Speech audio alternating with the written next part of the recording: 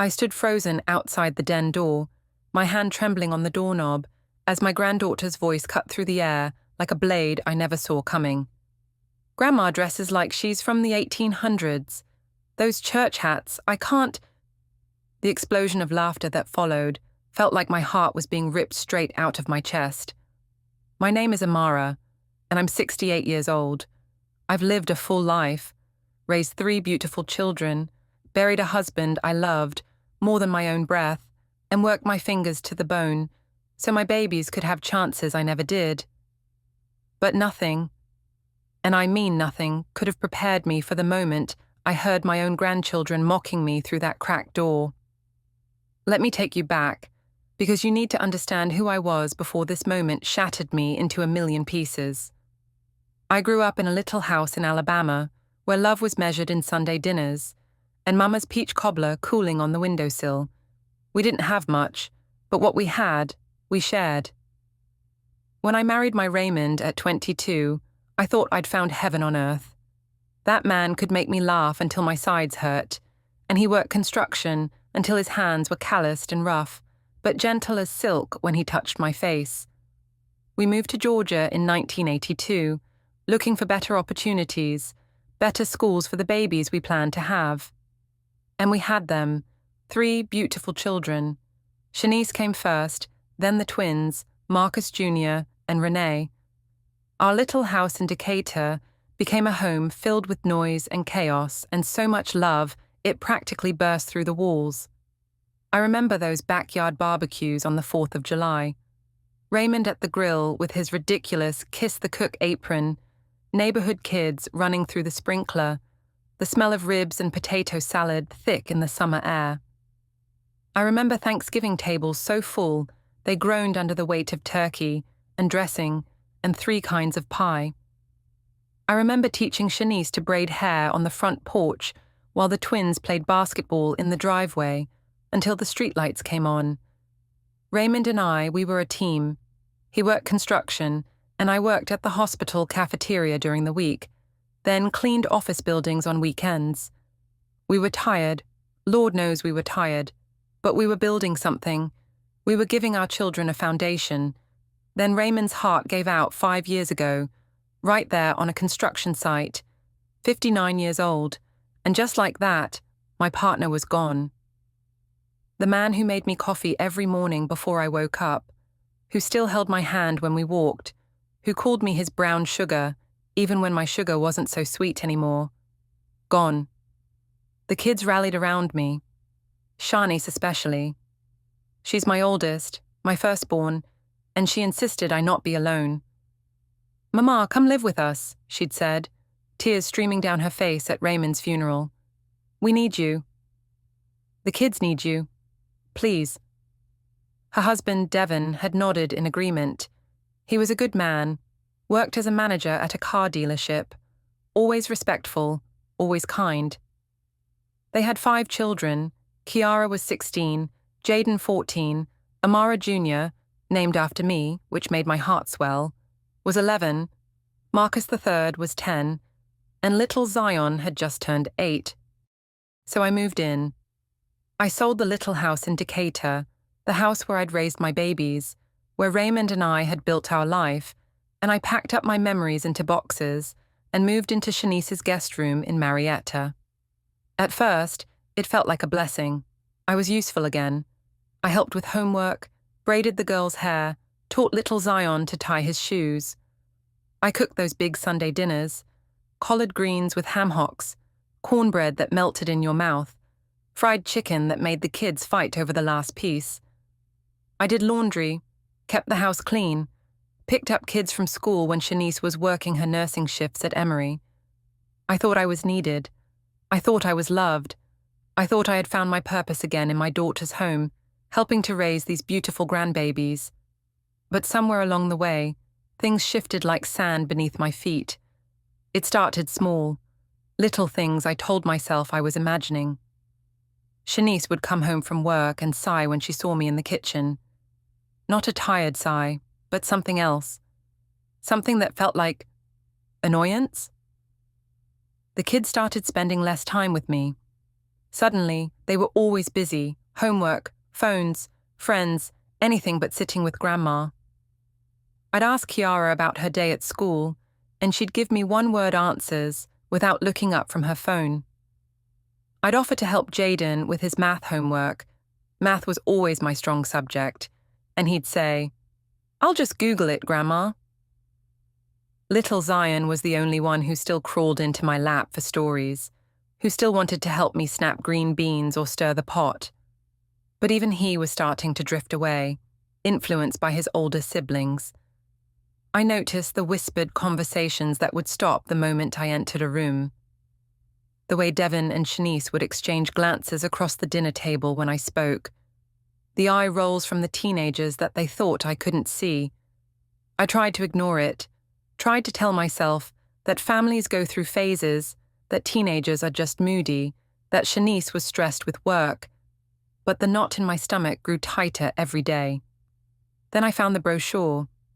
I was putting away clean laundry in Shanice's room, something I'd done 100 times before, when it fell out from between some folded towels in her drawer. Sunset Gardens Senior Living Community, the cover read, with a photo of elderly people smiling and playing cards. Independent living for active seniors 55 plus. My hands shook as I opened it. Someone had circled the pricing. Someone had written in the margins, "Call for tour, Tuesday." I put it back exactly where I'd found it, my heart pounding so hard I thought I might faint. Surely this wasn't for me. Surely my daughter wasn't planning to send me away. That night at dinner, I watched Shanice carefully. She was animated, laughing with the kids, discussing their day. But when I spoke, when I mentioned that I'd seen Mrs. Patterson at the grocery store and she'd asked about everyone, Shanice's smile tightened. "That's nice, Mama," she said, her voice flat, before turning back to Kiara to ask about her chemistry test. I felt invisible, like a ghost haunting my own daughter's home. The next week I couldn't help myself. I started paying closer attention, and what I discovered made my blood run cold. I overheard Shanice and Devon arguing one night when they thought I was asleep. Their bedroom was down the hall from mine, and their voices carried through the vents. "She's cramping our lifestyle, Shanice. The kids need their space back. Kiara's almost college age. She should have her own room, not be sharing with Amara Jr." That was Devon's voice, frustrated, tired. I know," Shanice replied, and I could hear the exhaustion in her voice. "But she's my mother." "Where's she supposed to go?" "Sunset Gardens looks nice. It's not like we're abandoning her. She'd have activities, people her own age. She might even be happier." "With what money, Devon? We're barely making it as is." There was a long pause. "We could use some of that money she gave us. Consider it. Rent, she's been living here free." My heart stopped. The money I gave them. The money they promised never to mention. "Devon, that's not—" Shanice started, but her voice was weak. She didn't finish the sentence. I lay in my bed that night, staring at the ceiling, tears running down into my ears. The money. Oh God, the money. Last year, Shanice had come to me in tears. Real, desperate tears. They were 3 months behind on the mortgage. Devon's hours had been cut at the dealership, and with 5 kids, they were drowning. The bank had sent foreclosure notices. They were going to lose the house. "Mama, I don't know what to do," she'd sobbed into my shoulder. "We're going to be homeless." "The kids, where will the kids go?" I had $87,000 in my retirement account. It was everything Raymond and I had saved, penny by penny, for 40 years. It was supposed to be my safety net, my cushion for medical bills or emergencies, or maybe a little cruise I'd always dreamed of taking. But my baby was drowning, and what kind of mother watches her child go under? I emptied the account, every single dollar. I handed Shanice a cashier's check and watched the relief flood her face like sunrise after the longest night. "Mama, I'll pay you back. I promise. Every cent." She'd gripped my hand so tight. "Please don't tell Devon it came from you." "He's so proud, Mama. He already feels like he's failing us. If he knew I had to ask you, It would destroy him. Can we just tell him it was from my retirement account from the hospital? Please. I'd agreed, because that's what mothers do. We protect our children's pride, even when it costs us everything. And now, a year later, they were discussing putting me in a home and using my own money to do it. I started staying in my room more. I didn't want to be a burden. I cooked less, cleaned less, tried to make myself smaller, quieter, invisible. Maybe if I took up less space, they wouldn't resent me so much. But the more I withdrew, the worse things got. The kids barely acknowledged me. Shanice stopped making eye contact. Devon was polite but distant, like I was a stranger staying in his home.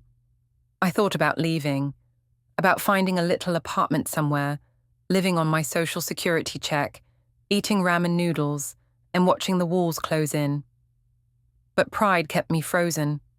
Pride and the desperate hope that maybe, just maybe, things would get better. They didn't. 2 weeks after I found the brochure, I was walking past the den around 8 o'clock in the evening. I'd been in my room reading, a library book about a woman who'd traveled the world after her husband died, living a life I knew I'd never have, when I heard the laughter. All 5 of my grandchildren were in the den. The door was cracked open just an inch, and their voices carried clear as bells. I was going to walk past. I was going to give them their privacy. But then I heard my name. "Grandma is so embarrassing," Kiara was saying, and I could hear the eye roll in her voice. Taylor came over yesterday, and Grandma was wearing that purple church hat inside the house. Like, who does that? The younger kids giggled. My heart started to pound. "And those long skirts," Jaden added. "Grandma, this isn't Little House on the Prairie." "It's 2024. More laughter. I pressed my hand against the wall to steady myself. "She still uses a flip phone." Amara Jr. chimed in. My namesake. The child I'd rocked to sleep 1,000 times. I tried to show her TikTok, and she didn't even know what it was. So cringe. "And she smells like old people," little Marcus III said, his voice matter-of-fact. "Like mothballs and that weird lotion." The laughter grew louder. Each word was a knife in my chest. I'd raised their mother. I'd given them everything. And this was how they saw me? As a joke? As an embarrassment? I felt tears burning behind my eyes. I needed to leave. I needed to get back to my room before they heard me, before they knew I'd heard them tearing me apart like I was nothing. I turned to go, my vision blurry with tears, and then I heard Zion's small voice cut through the laughter like a bell in the darkness. "Stop it." The laughter died instantly. "Stop being mean to Grandma," Zion said, and his voice was shaking but firm. "You don't even know." "Know what, Zion?" Kiara's voice was annoyed. "She's just... Grandma's the only reason we have this house." Silence. Complete, heavy silence. I froze, my hand on the wall, my heart hammering so hard I thought it might burst. "What are you talking about?" Jaden asked. "I heard Mom talking to Aunt Renee on the phone last month," Zion said, his voice getting stronger. "Mom was crying. She said Grandma gave her all her retirement money so we wouldn't lose the house last year. She said we were going to be homeless, and Grandma saved us with her whole life savings, and now we don't even appreciate her." I couldn't breathe. My baby boy, my 8-year-old grandson, who still believed in superheroes and magic, had just exposed the secret I'd kept buried for a year. "That's not true," Kiara said, but her voice was uncertain. "It is true," Zion insisted. "Mum said it was over $80,000, everything Grandma had, and she gave it all to us. And now we're being mean to her and making fun of her clothes and her phone and..." His voice broke. My 8-year-old grandson was crying now. "Grandma saved us and we're being horrible to her." The silence that followed was deafening. I could hear someone sniffle. Someone else whispered, "Oh my God." I should have walked away. I should have given them privacy to process what Zion had revealed. But my legs wouldn't move. I stood there, tears streaming down my face, my hand pressed against my mouth to keep from sobbing out loud. "I didn't know," Kiara whispered. "Mom never said..." "Why would Grandma do that?" Amara Jr. asked, her voice small and confused. That was all her money? Because she loves us, dummy, Jaden said, and I heard something crack in his voice. Because she's Grandma and that's what she does. I feel sick, Marcus III said. I told her she smelled bad. Oh God, I told her she smelled bad. The weight of their realization hung in the air like smoke. I heard movement inside the den, whispers, more sniffles, and then I heard footsteps approaching the door. I didn't run, I couldn't. I just stood there as the door swung open and 5 pairs of eyes locked onto mine. Kiara gasped, Grandma. They all saw my face. They saw the tears. They knew I'd heard everything, every cruel word, every mocking laugh, and Zion's defense. For a moment, nobody moved. We were frozen in this terrible tableau, me in the hallway with tears on my cheeks, them in the doorway with guilt written across their faces. Then little Zion pushed past his siblings and threw his arms around my waist, burying his face in my stomach. I'm sorry, Grandma, he sobbed. I'm sorry they were mean. I'm sorry. I stroked his head, my hands trembling. The other children stood there, shame radiating off them like heat. Grandma, we didn't... Kiara started, her voice breaking. We didn't know. I found my voice, though it came out rough and raw. Would it have mattered? She flinched like I'd slapped her. Would you have treated me better if you knew I gave up everything for this family? I asked, looking at each of them in turn. Or is it only wrong to mock me now that you know what I sacrificed? Jaden's face crumpled. Grandma, I'm so sorry. I didn't mean...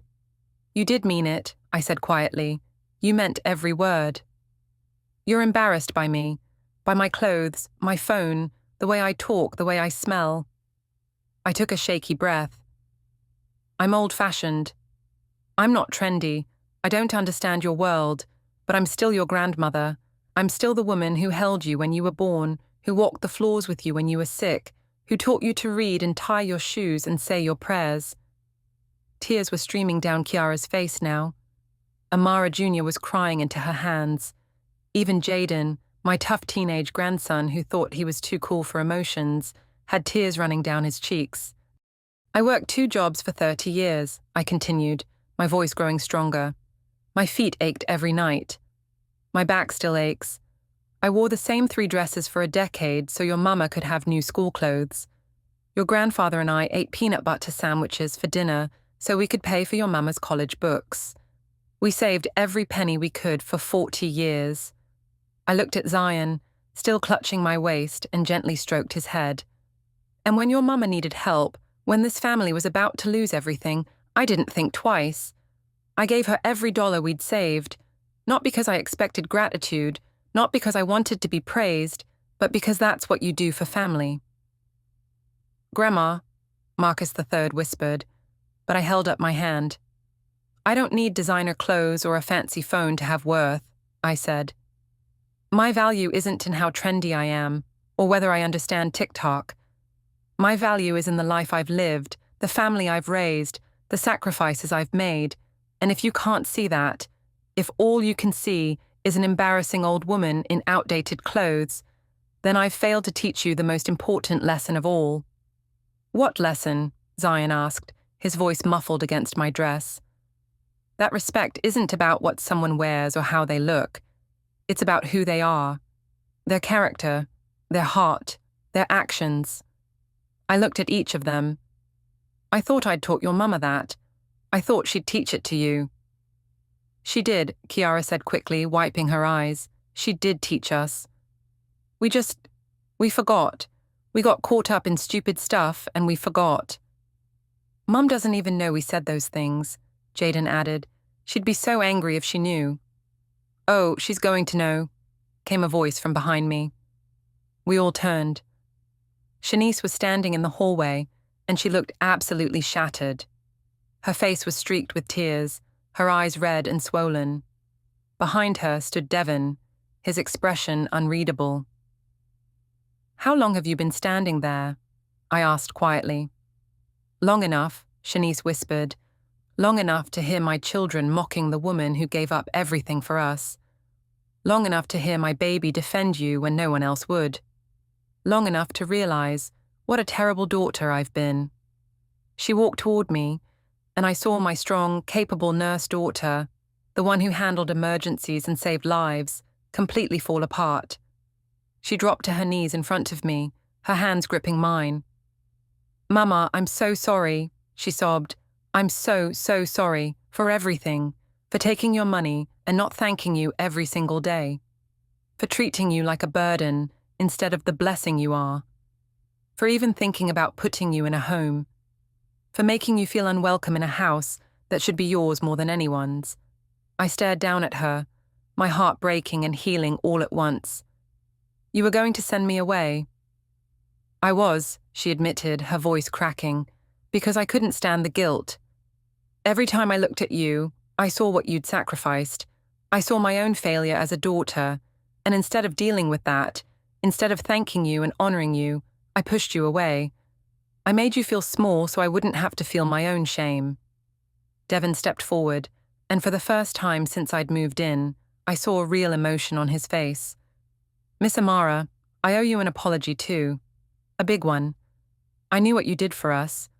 Shanice told me eventually, even though you'd asked her not to. And instead of thanking you, instead of honoring what you'd given us, I let my pride make me resentful. I let it make me cold toward you." He took a deep breath. "You saved our family. You saved our home. You saved my children from being homeless.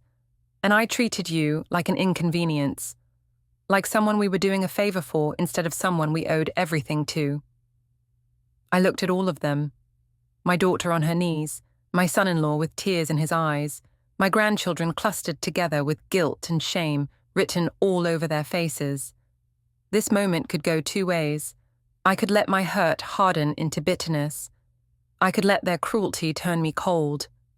I could pack my bags and leave them to drown in their guilt. Or I could do what I'd always done. I could be the foundation this family was built on. But this time, I'd be a foundation that demanded respect. "Get up, Shanice," I said softly. She looked up at me, her eyes pleading, terrified. "Get up, baby." She stood slowly, and I reached out to wipe the tears from her face the way I'd done when she was a little girl, with skinned knees and hurt feelings. "I forgive you," I said, and I watched relief flood her features. But forgiveness doesn't mean things go back to the way they were. Forgiveness means we move forward differently. I turned to look at all of them, my family, broken and ashamed, and waiting for me to either heal them or leave them. "I am not a burden," I said, my voice strong and clear. "I am not an inconvenience. I am not someone to be hidden away or mocked or tolerated. I am Amara Johnson, and I am the matriarch of this family. I raised 3 children on love and sacrifice. I kept a marriage strong for 37 years. I worked until my body ached so my children could have better, and I gave my entire life savings to protect this family." I looked at Shanice. "I'm not leaving. This is my home now, and I'm not going anywhere. But things are going to change." "Anything, Mama," Shanice whispered. "Whatever you need." "First," I said, turning to the children, "you're going to learn respect. Real respect. Not because you found out I gave you money, but because I'm your elder and I've earned it. You're going to look me in the eye when I speak to you. You're going to put down those phones when I'm talking. You're going to ask me about my life, my stories, where I came from and what I've survived." Kiara nodded, fresh tears spilling. "Yes, Grandma. I promise." "Second," I continued, looking at Devon, "I'm not a guest in this house. I'm family. That means I get a voice. I get to be part of decisions. I get to be included, not just tolerated." "You're absolutely right," Devon said, his voice thick. "You're not just family, Miss Amara. You're the reason we have a family. This house stands because of you." "Third," I said, turning back to Shanice, "you need to deal with your guilt. Whatever you're feeling about what I gave you, you need to work through it, because your resentment has been poisoning this house. I gave you that money freely, out of love. I don't want it to be a weight around your neck. I want it to be what it was meant to be, a gift from a mother who loves her daughter. Shanice broke down again, nodding through her sobs. I'll do better, Mama. I promise. I'll go talk to someone. I'll figure this out. I'm so ashamed. Shame is a choice, I said gently. You can choose gratitude instead. You can choose to honor what I gave you by being the daughter I raised you to be. Strong, kind, grateful, loving. I will, she whispered. I swear I will. I looked at all 5 grandchildren, standing there with tear-stained faces and broken hearts. And you, I said, are going to learn who I really am. Not just Grandma who cooks and cleans, not just the old lady in the church hats. You're going to learn about the girl I was who picked cotton in Alabama summers, the young woman who marched for civil rights in the 60s, the mother who fought the school system to get your mama into advanced classes when they tried to track her into remedial courses, the wife who held her husband's hand through cancer treatments and lost him anyway. Little Zion stepped forward, his face serious. Will you tell us stories, Grandma? Real stories about your life? I smiled through my tears and cupped his face. Oh, baby, I've got so many stories. Stories about your grandfather and how we met at a church picnic. Stories about your great-grandmother who could quilt like nobody's business. Stories about what it was like growing up in the South, the good and the bad. Stories about love and loss and everything in between. I want to hear them all, he said firmly. Every single one. Me too, Amara Jr. said, stepping forward. Grandma, I'm so sorry I said mean things. I don't think you're cringe. I think you're amazing, and I was just being stupid. Me 3, Marcus III added, his voice small. I don't think you smell bad. I think you smell like cookies, and that nice soap and home. Jaden walked up to me, this teenage boy who thought he was too grown for hugs, and wrapped his arms around me. I'm sorry, Grandma. I'm so sorry. You're not embarrassing. We're embarrassing for not seeing how incredible you are. Kiara joined the hug, then Amara Jr., then Marcus III, and finally Zion completed the circle. My 5 grandchildren, holding me like I was precious, like I mattered, like I was loved. Over their heads, I saw Shanice and Devon watching, both of them crying openly now. Family meeting, Devon announced when the kids finally let me go. Right now, everyone in the living room. We all moved to the living room, and for the first time since I'd moved in, I sat in the good chair, the one by the window that I'd always avoided because it seemed like Devon's spot. He gestured for me to sit there, and when I hesitated, he smiled through his tears. That's your chair now, Miss Amara. The seat of honor. I sat down, and my family gathered around me. Shanice pulled up the ottoman and sat at my feet, holding my hand like she used to do when she was a little girl. The kids arranged themselves on the couch and floor. Devon stood behind Shanice, his hands on her shoulders. Here's what's going to happen, Devon said, his voice firm but warm.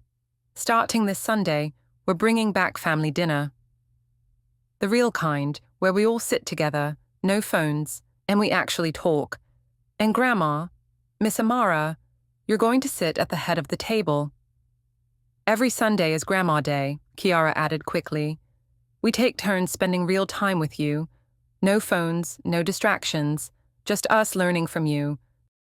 And I'm going to teach you how to cook the family recipes, Shanice said, looking up at me. All of them. The collard greens, the cornbread, the peach cobbler, everything Grandma taught me. So you can pass them down to your children someday. I want to learn about your life, Jaden said. Like, really learn. Can we make a family history project? Record your stories so we never forget them.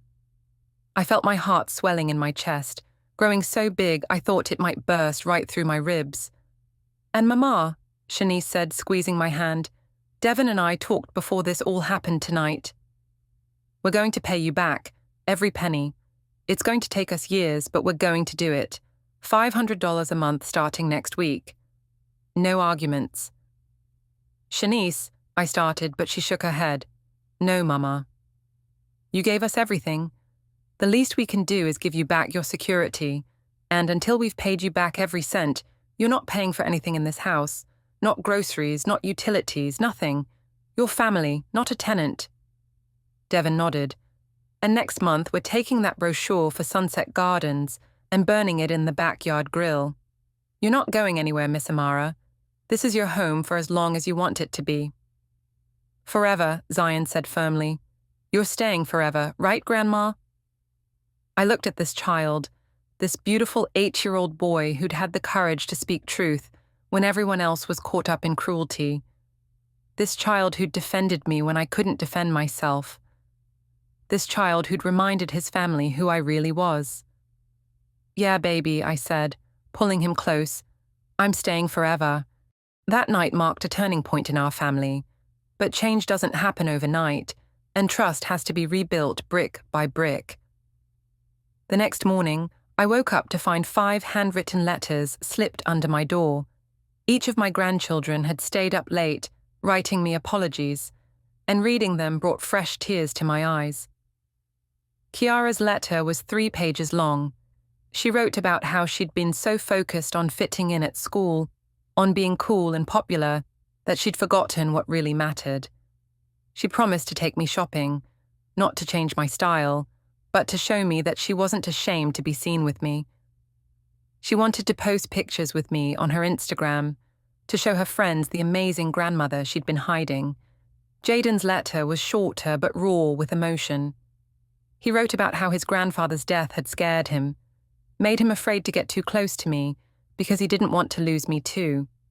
He'd pushed me away to protect himself, but he realized now that he'd wasted precious time. He wanted to learn everything, my recipes, my stories, my wisdom, while he still could. Amara Jr.'s letter broke my heart. She wrote that she'd felt pressured by her older siblings to be cool, and that making fun of me had felt like a way to fit in with them. But hearing Zion defend me made her realize she'd betrayed the grandmother who'd given her a name, an identity, a legacy. She promised to make me proud of sharing her name. Marcus III's letter was simple and honest. He wrote that he was sorry for saying I smelled bad, and that actually he loved the way I smelled because it reminded him of being little and safe. He asked if we could bake cookies together like we used to, and if I could teach him to make Grandpa Raymond's famous barbecue sauce. But Zion's letter made me sob into my pillow. "Dear Grandma," it read in his careful 3rd-grade handwriting, "I love you more than video games and pizza. You are my favorite person. When the others were being mean, my heart hurt because you are so nice, and you gave us everything. You are a superhero. Not the kind with capes, but the real kind. The kind that saves people with love. Thank you for saving us. I will always protect you like you protect us. Love, Zion. P.S. Can we go fishing soon like you and Grandpa used to? I want to learn." I held those letters to my chest and thanked God for giving me the strength to stay, to fight, to demand the respect I deserved instead of shrinking away into nothing. True to their word, that Sunday we had our first real family dinner in over a year. I cooked, not because I had to, but because I wanted to. Collard greens with ham hocks, cornbread with honey butter, fried chicken, mac and cheese, and peach cobbler for dessert. But this time, everyone helped. Kiara and Amara Jr. stood beside me, learning to season the greens properly. Jaden took notes on his phone about every ingredient, every technique. Marcus III stirred the mac and cheese with intense concentration. And Zion sat on a stool next to me, the official taste tester, telling me stories about school. Devon set the table with the good china, the set that had been Raymond's mother's, that I'd brought with me, but we'd never used. "Every Sunday we eat like the royalty you are," he said, winking at me. When we all sat down, Devon asked me to say grace. My voice shook as I thanked God for family, for second chances, for little boys with big courage, and for the love that holds us together even when we're broken. We ate and talked and laughed. Really laughed, the kind that comes from joy instead of mockery. The kids asked me questions about my childhood, about Raymond, about the civil rights movement. Kiara wanted to know about my first kiss. Jaden wanted to know about the hardest thing I'd ever done. Marcus III wanted to know Grandpa's favorite meal so we could make it next week. And when Amara Jr. asked me what I wanted to be when I was young, before I became a wife and mother, I realized no one had ever asked me that before. A teacher, I said softly. I wanted to be a teacher. But college wasn't possible for a black girl from rural Alabama in the 1950s, not with my family's money situation, so I became a different kind of teacher. I taught my own children, and now I'm teaching you. You're the best teacher I've ever had, Amara Jr. said, and she meant it. I could see it in her eyes. The weeks that followed brought more changes. Kiara made good on her promise. She took me to the mall and we spent a whole afternoon together. She didn't try to change my style, but she did help me find some updated pieces that made me feel good. And when we ran into her friends, she introduced me with pride. This is my grandma Amara. She's literally the coolest person I know. Jaden started the Family History Project. He set up his phone to record and interviewed me for hours. We talked about segregation, about the first time I voted, about meeting Raymond, about raising children in a world that wasn't always kind to us. He edited it all together and showed it to his history class. His teacher asked if she could share it with other classes. My story, our story, was educating a whole generation. Marcus III and I baked cookies every Wednesday after school. We made Grandpa's barbecue sauce and bottled it, giving jars to neighbors and family. He told me it was his new favorite hobby, and maybe he'd become a chef someday. Zion became my shadow. Every day after school, he'd find me and tell me about his day, the real details, not just fine like kids usually say. On Saturdays, Devon took us fishing at Lake Lanier, teaching Zion the same way Raymond had taught him. Watching them together, watching my grandson learn patience and peace, I felt Raymond's presence like a warm hand on my shoulder. Amara Jr. asked me to help her with a school project about strong women in history. She chose to write about me. When she read her essay aloud to the family, there wasn't a dry eye in the room. She wrote about sacrifice, about strength, about a woman who gave everything and asked for nothing. She got an A+, but more importantly, she understood her legacy. Shanice kept her promise too. She started seeing a therapist to work through her guilt and resentment. She apologized to me at least once a week, and each time I reminded her, "Baby, you don't need to keep apologizing. You need to keep growing." Our relationship healed slowly, like a broken bone knitting back together. We started having coffee together in the mornings, before her shift, just the two of us. She asked me about my dreams, my regrets, my hopes. She told me about her struggles at work, her fears about the kids growing up, her marriage. We became friends again, not just mother and daughter, equals in a way we'd never been before. And Devon shocked me the most. He sat me down one evening and handed me a bank statement. They'd made the first payment of $500 into a savings account in my name. "Every month, Miss Amara. We're going to make this right." But more than the money, he made sure I felt valued. He asked my opinion on everything from what car to buy to how to handle Jaden's attitude about his grades. He deferred to me in front of the kids, showing them that I was the matriarch, the head of this family, the one whose wisdom mattered most. 6 months after that terrible night when I'd heard the mocking and the secret, our family was transformed. The house felt different, lighter, warmer, filled with real love instead of obligation. On a Sunday in late spring, we gathered for dinner as usual, but this time, the kids had prepared something special. After we ate, Kiara stood up and cleared her throat. "Grandma, we wanted to do something for you," she said, glancing at her siblings, "to show you how much you mean to us." how much we've learned from you. Jaden pulled out his laptop and projected onto the TV. It was a video, a compilation of all of them talking about me. What they'd learned, how I'd changed their lives, what I meant to them. Grandma taught me that style isn't about trends, Kiara said in the video. It's about carrying yourself with dignity and pride. She's the most stylish person I know because she's completely herself. Grandma taught me that real wealth isn't money, Jaden said. It's family and memories and love that lasts after you're gone. She's the richest person I know. Grandma taught me that sharing a name is a gift, Amara Jr. said, and I'm going to spend my whole life trying to be worthy of it. Grandma taught me that the best things in life are made from scratch, with your hands and your heart, Marcus III said, holding up a jar of barbecue sauce.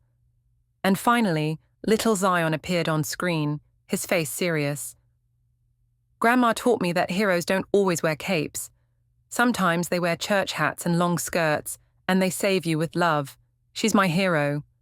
By the time the video ended, I was crying so hard I could barely see. But these were good tears. Healing tears.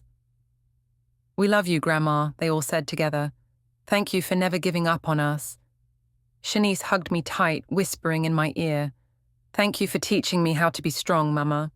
Thank you for showing me what real love looks like. That night, after everyone had gone to bed, I sat in my chair by the window, my chair, the seat of honor, and looked out at the backyard, where Devon had installed a little garden for me. I'd planted tomatoes and herbs, bringing a piece of my old home into this new life. I thought about Raymond, about how proud he'd be of the family we'd built. I thought about the girl I'd been in Alabama, picking cotton and dreaming of a better life. I thought about the young mother working 2 jobs with aching feet and an unbreakable will. I thought about the widow who'd lost everything and given away what little she had left. And I thought about the grandmother who'd almost let herself disappear, who'd almost let cruelty and dismissal make her small. But I'd survived. I'd stood firm. I'd demanded respect and rebuilt love.